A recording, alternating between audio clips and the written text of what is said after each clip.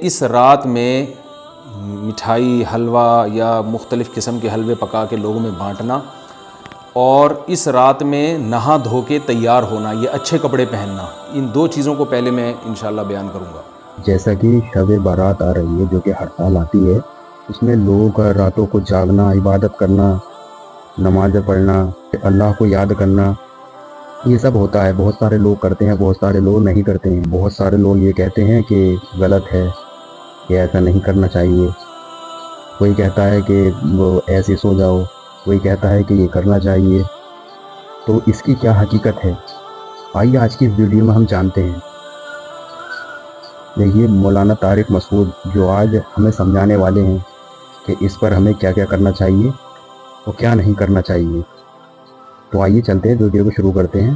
اور ہاں، آپ سے چھوٹی سی ریکویسٹ ہے کہ ویڈیو میں لاسٹ تک بنے رہیے گا اور ویڈیو کو لاسٹ تک دیکھیے۔ اگر ویڈیو پسند آئے تو ویڈیو کو لائک کیجیے گا اور چینل کو سبسکرائب کیجیے گا، بیل آئیکن کو نوٹیفیکیشن آل پہ سیٹ کر دینا، تاکہ ایسی ویڈیو میں اگر اپلوڈ کروں تو سب سے پہلے آپ کے پاس نوٹیفیکیشن جائے۔ چلیے ویڈیو کو شروع کرتے ہیں، دیکھیے۔ 15 شعبان کی جو رات ہے جس کو شب برات کہا جاتا ہے، اس کا نام شب برات کسی بھی حدیث سے ثابت نہیں ہے، اس لیے عرب اس کو اکثر لیلۃ النصف من شعبان کہتے ہیں کہ شعبان کے جو نصف ہے اس کی رات۔ خیر، اس کا نام شب برات ہو، اگر اس وجہ سے برات کے اس میں اللہ تعالیٰ کہا جاتا ہے کہ جہنم سے بری کر دیتے ہیں، تو اس وجہ سے کسی نے نام دے دیا ہو تو ایک الگ بات ہے۔ لیکن اس رات میں ہوتا کیا کیا ہے، لوگ کیا کیا کر رہے ہیں، اس کی کیا شرعی حیثیت ہے، تو میں نمبر وار انشاءاللہ اس کو تفصیل سے بیان کروں گا۔ کچھ چیزیں تو ایسی ہیں جو بالکل ہی غیر ثابت ہیں، ان میں اس رات میں مٹھائی حلوہ یا مختلف قسم کے حلوے پکا کے لوگوں میں بانٹنا اور اس رات میں نہا دھو کے تیار ہونا، یہ اچھے کپڑے پہننا، ان دو چیزوں کو پہلے میں انشاءاللہ بیان کروں گا۔ دیکھیے، اسلام میں راتوں کے تہوار کا کوئی تصور نہیں ہے۔ اسلام میں جتنے بھی تہوار ہیں وہ دن کی روشنی میں ہیں۔ عید الفطر، عید الاضحیٰ، یہ ہمارے دو تہوار ہیں جس میں ہم سیلیبریٹ کرتے ہیں ایک دوسرے کو، یہ دن کی روشنی میں ہمیں بتائے گئے ہیں۔ غیر مسلموں کے تہوار رات کو ہوتے ہیں، جیسے عیسائیوں کے تہوار کرسمس آپ دیکھیں رات کو ہوتا ہے۔ تو اس کی وجہ یہ ہے کہ اسلام نے دن کی روشنی میں تہوار رکھے ہیں۔ بہت ساری حکمتیں اس میں ہو سکتی ہیں، پوری حکمتیں تو ہم نہیں جانتے، لیکن کچھ سرسری غور سے کچھ حکمتیں ہمارے سامنے آتی ہیں کہ رات کا وقت ایسی چیز ہے جو اللہ نے عبادت کے لیے بنایا یا آرام کرنے کے لیے، سونے کے لیے بنایا۔ رات میں اگر آپ سیلیبریٹ کریں گے کسی بھی عمل، یعنی کوئی خوشی منائیں گے، تو اس میں انسان کی گناہوں کی طرف توجہ زیادہ جاتی ہے۔ جیسے آپ دیکھیں کرسمس میں شرابیں پی جاتی ہیں، اور جو بھی غیر مسلموں کے تہوار ہیں اس میں بھی چراغا ہوتا ہے رات کے وقت۔ تو جبکہ ہمارے ہاں جو عید الفطر ہے وہ دن کی روشنی میں ہم نماز پڑھ کے اس کی ابتدا کرتے ہیں۔ تو آپ کہہ سکتے ہیں کہ شب برات کو کوئی تہوار تو نہیں مانتا، تو دیکھیں تہوار زبان سے ماننا ضروری نہیں ہے۔ آپ اپنے عمل سے جب کوئی ایسا کام کرتے ہیں جو تہواروں میں کیا جاتا ہے، تو اس کا مطلب یہ ہوا کہ آپ اس کو تہوار مان رہے ہیں، یعنی آپ اس کو ایک خوشی کا دن مان رہے ہیں۔ تو نہانا دھونا یا کھانے پکا کے لوگوں میں تقسیم کرنا یا خود کھانا، اور خاص طور پہ حلوہ یعنی میٹھا، یہ چیزیں تہواروں کے موقع پر ہوتی ہیں۔ جیسے ہم عید الفطر والے دن صبح سوئیاں بناتے ہیں، میٹھا بناتے ہیں، کھاتے ہیں، لوگوں کو کھلاتے ہیں، نہاتے ہیں، اچھے کپڑے پہنتے ہیں۔ جمعے والے دن بھی، جمعے میں بھی عید کا عنصر ہے حدیث میں، اس کو بھی عید قرار دیا، اس دن بھی ہم نہا دھو کے کپڑے پہنتے ہیں۔ تو جو لوگ 15 شعبان کی رات کو نہاتے دھوتے ہیں، اسپیشلی اس رات کو کہ بھئی آج کوئی تہوار ہے یا آج کوئی خوشی کا دن ہے، اور مٹھائیاں کھاتے ہیں یا حلوے پکاتے ہیں، تو وہ زبان سے اس کو تہوار نہ بھی کہیں، اپنے عمل سے یہ بتاتے ہیں کہ تہوار ہے، جبکہ یہ تہوار نہیں ہے۔ اسلام میں کوئی اس کی ایک ضعیف روایت بھی نہیں ہے کہ آپ صلی اللہ علیہ وسلم نے، میرے علم میں نہیں ہے کم از کم، ہو سکتا ہے کوئی موضوع من گھڑت روایت موجود ہو جس میں کوئی کہیں بھی نہیں ہے کہ آپ صلی اللہ علیہ وسلم نے اس رات کو ہمیں نہانے کا حکم دیا ہو، یا اچھے کپڑے پہننے کا حکم دیا ہو، یا کھانے پینے کا یا حلوے کھلانے کا، ہمیں حلوے مانڈے کا ہمیں حکم دیا ہو۔ تو اللہ کا واسطہ یہ بدعت ہے، اس کو ختم کریں اپنے معاشرے سے۔ اور اسلام میں تہوار کا ٹائم دن میں ہوتا ہے۔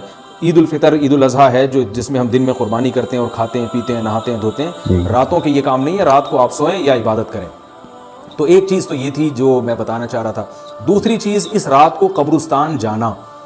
دیکھیے اس بارے میں حدیث پیش کی جاتی ہے، مشہور حدیث ہے، لوگ سنتے رہتے ہیں کہ نبی صلی اللہ علیہ وسلم رات کو اٹھے اور امی عائشہ رضی اللہ تعالیٰ عنہ بھی آپ کے پیچھے چلی گئیں، اور آپ صلی اللہ علیہ وسلم جنت البقیع میں مغفرت کی دعا مانگ کے تشریف لے آئے واپس۔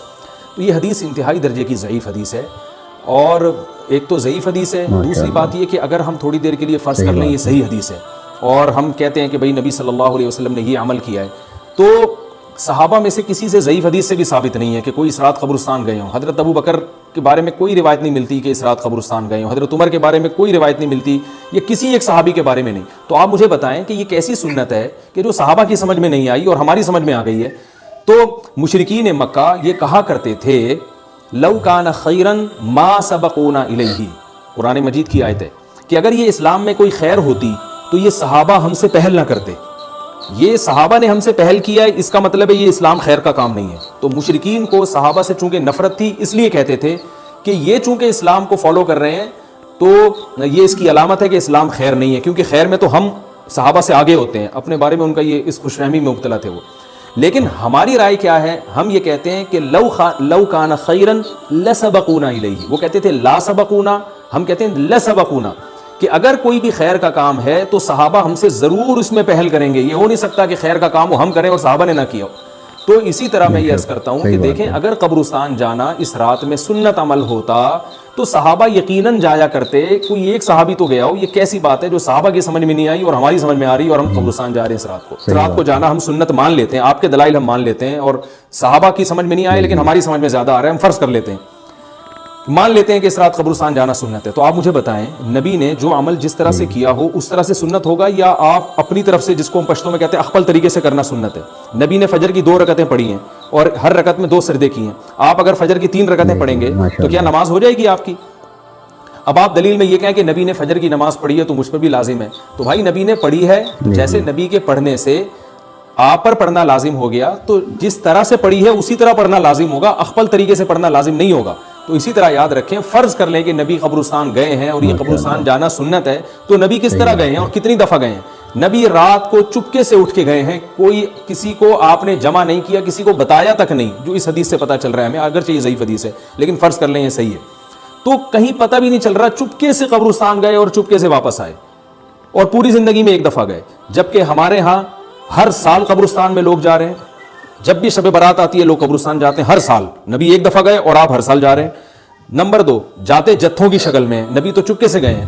تو آپ رات کو 2-2:30 بجے ذرا چپکے سے اٹھیں اور تنہائی میں جب قبرستان میں وحشت ہو اور اندھیرا ہو اور وہاں قبرستان جائیں, اتنا دم ہے آپ میں, تو ہم کہیں گے بھائی آپ نے نبی کی سنت کو زندہ کیا ہے. لیکن آپ تو جتھوں کی شکل میں جا رہے ہیں, نہا دھو کے جا رہے ہیں, خوشبو لگا کے جا رہے ہیں, تیار ہو کے جا رہے ہیں, اور جو کچھ وہاں خرافات ہو رہی ہیں قبرستان میں وہ تو ساری دنیا کو معلوم ہے. میلے ٹھیلے لگے ہوئے, وہاں پہ گولے گنڈے بک رہے ہیں, برگر بک رہے ہیں, گول گپے بک رہے ہیں وہاں پہ, اور پھول الگ بک رہے ہیں, ہار پھول قبروں پہ چڑھانے کے لیے. کیا بدماشی ہے یہ, کیا منہ دکھائیں گے رسول اللہ صلی اللہ علیہ وسلم کو قیامت کے دن؟ آپ کے سامنے کیا وہ حدیث نہیں ہے کہ نبی صلی اللہ علیہ وسلم نے فرمایا کہ روایت میں آتا ہے کہ کچھ لوگ قرب میدان حشر میں آئیں گے تو ان کے چہرے ایسے ہوں گے جیسے میری امت کے چہرے ہوتے ہیں, میری امت کی شکل ہوتی ہے. حدیث کا مفہوم میں بیان کر رہا ہوں. تو جب وہ حوض کوثر کا پانی پینے کے لیے میرے پاس آئیں گے تو فرشتے ان کو بھگائیں گے, سحقن سحقن. تو آپ صلی اللہ علیہ وسلم پوچھیں گے یہ تو میری امت ہے, آپ تو فرشتے کیا کہیں گے کہ یہ آپ کی وہ امت ہے جنہوں نے آپ کے دنیا سے جانے کے بعد دین میں ایسی چیزیں ایجاد کر لی تھیں جن کا آپ نے حکم نہیں دیا. تو آپ کیا فرمائیں گے؟ سحقن سحقن, دور کرو ان سے. تو ایسا نہ ہو کہ ہم قیامت کے دن رسول اللہ صلی اللہ علیہ وسلم کی شفاعت سے محروم ہو جائیں. تو اللہ کا واسطہ قبرستان مت جائیں اس رات, گھر میں بیٹھیں آرام سے, یہیں بیٹھ کے میت کے لیے مغفرت کی دعا کریں. اور اگر آپ سمجھتے نہیں یہ حدیث بالکل صحیح ہے اور جانا لازمی ہے تو پھر تنہائی میں جائیں, ایسے قبرستان کا انتخاب کریں جہاں آپ کے علاوہ کوئی بھی نہ ہو, اور پھر چپکے سے جائیں اور پتلی گلی سے واپس آ جائیں آپ. اگرچہ ہم تو اس کو بھی نہیں مانتے لیکن اگر کرنا ہے تو پھر اس طریقے سے عمل کریں اگر آپ حدیث کو فالو کرنا چاہتے ہیں آپ اپنے خیال کے مطابق. تو یہ 2 باتیں ہو گئی. ایک تیسری چیز کیا ہے, کیا قرآن اس رات میں نازل ہوا ہے اور تقدیر کے فیصلے اس رات میں ہوتے ہیں؟